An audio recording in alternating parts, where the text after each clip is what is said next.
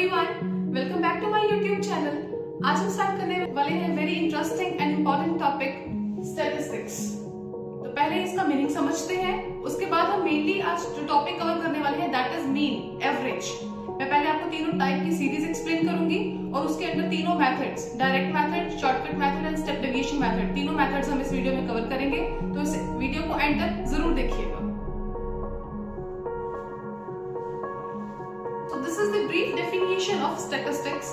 It is that branch of mathematics which deals with the collection of data, its organization and analysis of data.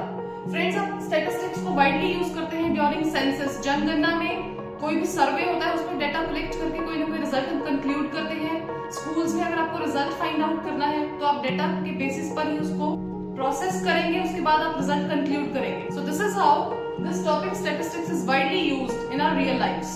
I have discussed few real life applications used in census, surveys, finding results, etc. आइए start करते हैं types of series हमारे पास कौन कौन सी हैं और उसके बाद हम मेन टॉपिक मीन को स्टार्ट करेंगे। Using all the three methods में आपको एक्सप्लेन करूंगी कैसे आप एवरेज यानी कि मीन हम फाइंड कर सकते हैं। Types of series. So friends, there are three types of series. पहली है individual series, second is discrete series and the third one is continuous series. पहले का मीनिंग समझते हैं तीनों का one by one। Individual series, as the name indicates, individual means अकेला। तो फ्रेंड्स इसमें सिर्फ एक ही कॉलम होगा। That series in which there is only one column, that is of observations या फिर values, जिसमें values का एक सिंगल कॉलम हो। अगर आपके पास डेटा गिवन है उसको हम कैपिटल X वेरिएबल से डिनोट करते हैं। These are the values। और इसे इंडिविजुअल सीरीज हम इसलिए बोलते हैं क्योंकि इसमें बाय डिफॉल्ट सभी वैल्यूज की जो फ्रीक्वेंसी है that is 111 for each item, each value. The number of times a value occurs is called the frequency of that value. तो 2 भी इसमें एक ही बार है, इसकी फ्रीक्वेंसी 1 हुई। 3 is also occurring once, likewise 5 6 7 सभी वैल्यूज एक एक बार अकर हो रही है इसमें, तो उनकी फ्रीक्वेंसी 1 होने की वजह से उनको हमने डायरेक्टली इसी कॉलम के अंदर लिखा। This is called individual series in which we have only one column of all the values and by default there is frequency 1 for each item, each value. The next type is discrete series. Friends, इसमें दो columns होते हैं, one for the observations जिसमें हम values लिखते हैं and one for the frequency कि कोई value कितनी बार अकर हो रही है वो हम उसके सामने corresponding उसकी frequency लिखते हैं। In case of discrete series जो frequency है हर item की that will be more than 1, तभी हम फ्रीक्वेंसी कॉलम में उसकी फ्रीक्वेंसी को लिखते हैं कि वो वैल्यू कितनी नंबर ऑफ टाइम्स रेपिटेशन में है। For example, suppose 2 is occurring 4 times in the series, तो 2 के सामने उसकी फ्रीक्वेंसी हमने लिखी 4। 3 is occurring 2 times, 5 is occurring 3 times, 6 is occurring 5 times and 7 is occurring 2 times. So likewise friends, her observation के सामने उसकी फ्रीक्वेंसी हमने यहाँ फ्रीक्वेंसी कॉलम के अंदर लिखी है और इसमें फ्रीक्वेंसी सभी वैल्यूज की मोर देन 1 है। Now the third type is continuous series. Just like the discrete series, इसमें भी आपके पास दो कॉलम्स होंगे। One is of class intervals, CI stands for class intervals, जिनको हम ग्रुप्स भी बोलते हैं। Another is of frequency, एक हमारे पास फ्रीक्वेंसी का कॉलम है। बस डिफरेंस फ्रेंड्स इसमें इतना है कि जो इसमें आपके पास x की वैल्यूज डायरेक्ट ऐसे ना होकर वो ग्रुप्स में फॉर्म्ड होंगी जिनको हम क्लास इंटरवल्स भी बोलते हैं। बेसिकली आपको रेंज गिवन है कि 0 to 10 के अंदर कितनी वैल्यूज आ रही हैं, 5 वैल्यूज। 10 to 20 रेंज में कितनी वैल्यूज फॉल कर रही हैं, 3। ऐसे ही 20 to 30 रेंज में कितनी वैल्यूज फॉल कर रही हैं, 2। So basically your values are given in the form of groups और you may say class intervals. This is the only difference discrete और कंटीन्यूअस सीरीज के बीच में। Before moving ahead, very important thing friends, individual series and discrete series, they both are under the category of ungrouped data. Ungrouped data हम उस data को बोलते हैं जिसमें हम क्लास इंटरवल्स फॉर्म नहीं करते हैं, which is not classified into intervals. तो इन दोनों सीरीज को हम रखते हैं under the category of ungrouped data. And the third series, क्योंकि इसमें हमने क्लास इंटरवल्स फॉर्म किए हुए हैं, इसमें क्लास इंटरवल्स लीक होते हैं, so this comes under the category of grouped data. ये दोनों टर्म्स आपको पता होना बहुत जरूरी है। तो पहली दोनों series they are following under the category of ungrouped and continuous is a grouped data. Now let's move to the next main important topic जो हमारा आज का है, मीन, यानी कि जिसे हम एवरेज भी बोलते हैं इन अदर वर्ड्स. और उसके तीनों मेथड्स कैसे वन बाय वन हम सॉल्व करेंगे, आइए हम सीखते हैं. So the topic is mean, or we can say average. Friends, the topic mean, it comes under the category of central tendency of data. Basically जो mean आपका average है वो एक डेटा का central value को represent करता है. For example अगर मैं कहूँ कि किसी क्लास के मैथमेटिक्स का जो स्कोर है उसकी एवरेज जो है, average marks, that is 40. What is the meaning of average now? Let's understand this.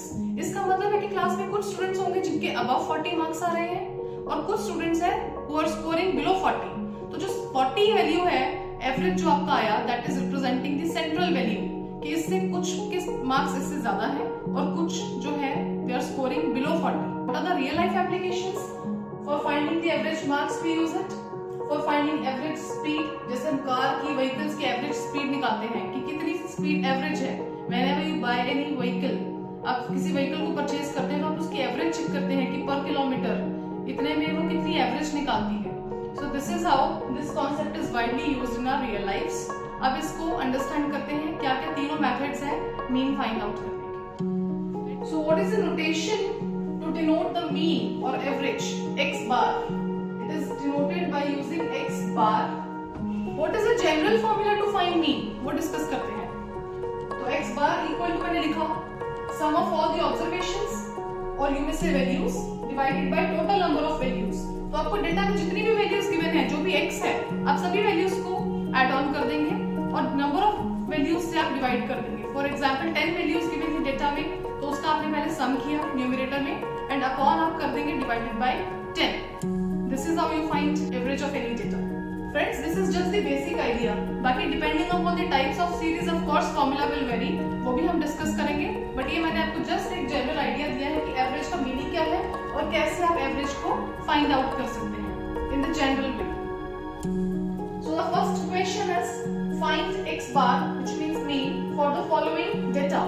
आपको डेटा गिवन है x की फॉर्म में, only x is given which means clearly it is individual series, क्योंकि कोई फ्रीक्वेंसी कॉलम इसमें given नहीं है. As per the general formula आपको क्या करना है, sum of all the values divided by number of values. Number of values को फ्रेंड हम स्मॉल n से डिनोट करते हैं. काउंट कर लीजिए. n is 5. There are 5 values given. So your small n is 5. अब हम x bar फाइंड करेंगे, इन सबका सम करेंगे. And to denote the sum we use a Greek letter, जिसे हम summation बोलते हैं. कई बुक्स में इसे कैपिटल सिग्मा बोला गया है. Capital sigma. It's a Greek letter which is used to denote the sum total of all values. So I have written over here summation x, which is the sum total of all values. ये आया मेरे पास 15. So I have written over here x bar equals to summation of x divided by n. Meaning वही हुआ, बस मैंने अब इसको mathematically, symbolically express किया. Sum of all the values कर रहे हैं हम and divided by number of values. So it is just written symbolically. Summation की वैल्यू इंसर्ट करी फ्रेंड्स. समेशन की वैल्यू पुट करी friends 15 and n is 5. Cancellation करके your x bar is 3. So this is the average of this given data. I hope the basic idea how to find mean for any data given आपको अच्छे से समझ आ चुका है using this example. So the next is types of methods. कौन कौन से तीन methods हैं जो हम use करके mean find out कर सकते हैं. Very first is direct method. Another is shortcut, जिसे हम बोलते हैं assumed mean method, in other words. And the third one is step deviation method. तो friends हम तीनों methods one by one solve करेंगे. Friends इस question को हम solve करेंगे using both the methods. पहले हम इसे direct method से solve करेंगे and then by using the shortcut method. So let's begin with the direct method first. So I have written all the values vertically in the column form. जैसा कि नाम से ही clear है direct method, तो directly आपको इन दोनों columns की values को आपस में मल्टीप्लाई करना है. You will find out f into x. Corresponding values को आप मल्टीप्लाई करेंगे. After that your second step is to add of all the values. Column का भी आप सम फाइंड करेंगे। This is becoming, so the value of summation fx is 360 and sum of all frequencies है 40. Now the formula is x bar mean equal to summation fx upon summation f. This is the case of discrete series क्योंकि हमारे पास frequencies हैं इसमें। तो ये आपका formula है। Inserting all the values in this formula, you will get 360 divided by 40. So friends, this is the mean 9. Direct method basically आपको तभी यूजफुल है जब आपका डेटा बहुत ज्यादा लार्ज ना हो। Otherwise whenever your data is very large in size तो कैलकुलेशंस करना कॉम्प्लेक्स हो सकता है। उस केस में हम दोनों जो रिमेनिंग मेथड्स हैं उनको प्रेफर करेंगे। So whenever data is small in size then your direct method is useful.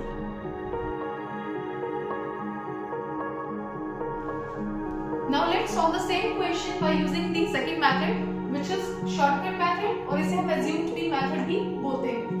I have written over here the values of x column और यहाँ पर मैंने frequency column लिखा। इसके बाद फ्रेंड्स आपका स्टेप है, जैसा कि हमें नाम से ही क्लियर है, assumed mean। पहले आप किसी एक टर्म को from the x column आपको किसी एक वैल्यू को mean assume करना होगा, तभी इसका नाम है assumed mean method। क्योंकि एक वैल्यू को हम assume मिडल टर्म को, किसी भी सेंट्रल वैल्यू को हम as a mean कंसीडर करके चलते हैं, उसके बाद आप फॉर्मूला लगाकर इसका एग्जैक्ट मीन फाइंड आउट करेंगे।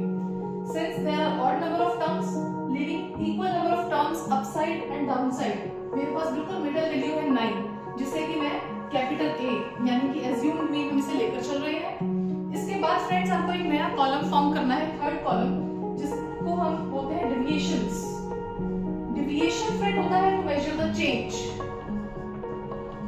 अब हम जो x की एक्चुअल वैल्यूज गिवन है ओरिजिनल टर्म्स और assumed वैल्यू का डिफरेंस चेक करते हैं। इसे ही हम स्मॉल d यानी कि डेविएशन से डिनोट करते हैं। तो मैंने इसे लिया x माइनस a, सिंपलीफाई करें, 4 माइनस 9 आप करेंगे यू विल गेट -5, 6 माइनस 9 किया। पहले आप x की वैल्यू लिख रहे हैं, उसमें से assumed mean की वैल्यू 9 को हम माइनस कर रहे हैं। 9 minus 9 becomes 0, 10 minus 9 is 1 and 15 minus 9 becomes 6। तो लीजिए आपका डेविएशंस का कॉलम आ चुका है। Since we are working in discrete series here, क्योंकि हमारे पास फ्रीक्वेंसीज गिवन है, तो आपका नेक्स्ट स्टेप फ्रेंड्स है to multiply deviation column with the frequencies. अब कॉरस्पॉन्डिंग वैल्यूज को मल्टीप्लाई करके f into d column find out करेंगे।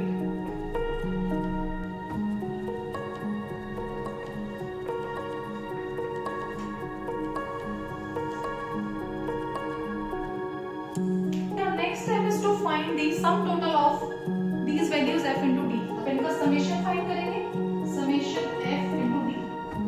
एंड यहाँ पर आप समेशन f फ्रीक्वेंसीज का सम टोटल, जिसे कि हम कैपिटल N से भी डिनोट करते हैं, वो हमने फाइंड आउट किया। इनका सम करके फ्रेंड्स मुझे मिला 40। I have written over here. अब हम इन वैल्यूज का सम चेक करेंगे, नेगेटिव वैल्यूज को आपस में ऐड करेंगे, दिस विल बिकम -55 और ये भी आया आपके पास पॉजिटिव 55। तो जब आप -55 और +55 करेंगे, your summation will become 0 over here. Your summation will become 0 here. तो मैंने यहाँ लिखा इसकी वैल्यू। इसके बाद फ्रेंड्स अब इसका फॉर्मूला चेक करते हैं कि इसके फॉर्मूला में अब क्या डिफरेंस है, क्योंकि मेथड चेंज है तो ऑफ कोर्स फॉर्मूला में भी लिटिल बिट डिफरेंस आएगा। फॉर्मूला चेक करके वैल्यूज इंसर्ट करेंगे। This is the formula, x bar equal to a, जो कि हमारा assumed mean की वैल्यू है, plus summation f into d divided by summation f। Values insert करते हैं फ्रेंड्स। मेरा a था यहाँ पर 9, this summation value is 0 and sum total of frequencies हमारा है 40। We know 0 upon something is 0, तो ये मेरे पास आया 9 plus 0 which is 9। तो आपका x बार फ्रेंड्स आप चेक कर सकते हैं, पहले आपने डायरेक्ट मेथड से सॉल्व किया था तब भी आपका मीन वैल्यू 9 आई थी। अगर हमने यूजिंग सेकंड मेथड ट्राई किया, then again you are getting the value 9। तो आई होप आपको दोनों ही मेथड्स इस सम के थ्रू क्लियर हो चुके हैं। आइए अब हम नेक्स्ट क्वेश्चन स्टार्ट करें। Now the next question is find mean using step deviation method. Particularly अब स्टेटमेंट में ही मेंशन है कि आपको स्टेप डेविएशन मेथड यूज करते हुए इसका मीन फाइंड आउट करना है। And this is a given data. Observe के लिए हमें क्लास इंटरवल्स गिवन है, दीज आर द ग्रुप्स, तभी इसे हम ग्रुप्ड डेटा बोलते हैं इस सीरीज को। फ्रीक्वेंसीज का कॉलम हमें गिवन है। फ्रेंड्स अब चेंज इस केस में आपको ये है कि यहाँ पर x की पर्टिकुलर वैल्यू गिवन नहीं है, जैसा कि इंडिविजुअल और डिस्क्रीट के केस में था, वहां पर x की स्पेसिफिक वैल्यूज गिवन होती हैं, बट यहाँ पर हमारे पास रेंजेस हैं, ग्रुप्स हैं, क्लास इंटरवल्स हैं। तो इसके लिए आपका पहला स्टेप है to find out the mid of every class interval. इसका आपको मिड वैल्यू फाइंड करना है, और मिड अगर आप चेक करें, यहाँ पर देखने में आपको क्लियरली पता लग रहा है कि 0 और 20 का मिड आता है 10, बट इन एनी केस अगर इंटरवल्स कुछ और हों तो मिड फाइंड करने का जो मेथड है that is lower limit plus upper limit divided by 2। Friends, इस वैल्यू को बोलते हैं हम लोअर लिमिट, जो स्टार्टिंग वैल्यू है, और जो एंडिंग वैल्यू है क्लास की उसको हम बोलते हैं अपर लिमिट। तो इन दोनों का सम करके आपको अपॉन 2 करना है। This is how you will get the mid point, mid value. तो आइए पहले हम मिड वैल्यूज का कॉलम फाइंड आउट करें। After finding out mid values friends, आपका काम वही है जैसा कि हमने शॉर्टकट मेथड में किया था। वहां पर हमने x के कॉलम में से किसी एक मिडिल वैल्यू को a एज्यूम किया था एज एन एज्यूम्ड मीन। यहाँ पर आपका जो x का रोल है वो कौन प्ले करेगा? तो कॉलम m, जो मिड वैल्यूज का कॉलम है। इसकी आप मिडिल वैल्यू चेक कर लीजिए, 50 इज द मिड वैल्यू, जिसको हम एज्यूम्ड मीन लेंगे। और अब वही नेक्स्ट प्रोसेस वही है हमारा डेविएशंस फाइंड आउट करना। बस सिंपल चेंज ये है कि x का जो रोल है वो यहाँ पर मिड वैल्यूज का कॉलम प्ले कर रहा है। वहां पर हम डेविएशंस के लिए x माइनस a करते थे, यहाँ पर आप डेविएशंस के लिए m माइनस a करेंगे। तो फ्रेंड्स, मैंने यहाँ लिखा d equal to m minus a, क्योंकि यहाँ पर as I told you in place of x we are using m mids. तो यहाँ पर आपने किया 10 minus 50 minus 40। Now we have to use step deviation method. अब हम थर्ड मेथड कर रहे हैं फ्रेंड्स, राइट? तो आपका चेंज क्या है? जब भी आपको लगे कि डेविएशन के कॉलम में आपको कोई कॉमन फैक्टर दिख रहा है, तो आप पूरे कॉलम को उस कॉमन वैल्यू के साथ डिवाइड कर देंगे। जैसा कि नाम सजेस्ट करता है step deviation, we are just moving one step ahead to the deviation method. उससे हम जस्ट एक स्टेप और आगे जा रहे हैं। तो उसे हम नाम देंगे d डैश का, बिकॉज मुझे क्लियरली दिख रहा है कि 20 is the common factor, 20 is common in all the values present over here. तो मैं इस पूरे कॉलम को, जो कि मेरा m माइनस a डेविएशंस का कॉलम था, उसको मैंने c कॉमन वैल्यू से डिवाइड किया, और उसे हमने न्यू नोटेशन दी, डिनोट किया यूजिंग d डैश। तो यहाँ पर जब आप अपॉन 20 करेंगे, यहाँ बचा -2, -1, 0, 1 and 2। This is the column d dash. Friends, वहां पर हम f into d करते थे, फ्रीक्वेंसीज को डेविएशन से मल्टीप्लाई किया था हमने इन case of assumed mean method. यहाँ पर जस्ट हमारा काम है अब फ्रीक्वेंसीज को d डैश कॉलम से मल्टीप्लाई करना। Instead of using column d now we are using the column d dash। तभी हमने f into d dash की वैल्यूज अब फाइंड आउट करनी है।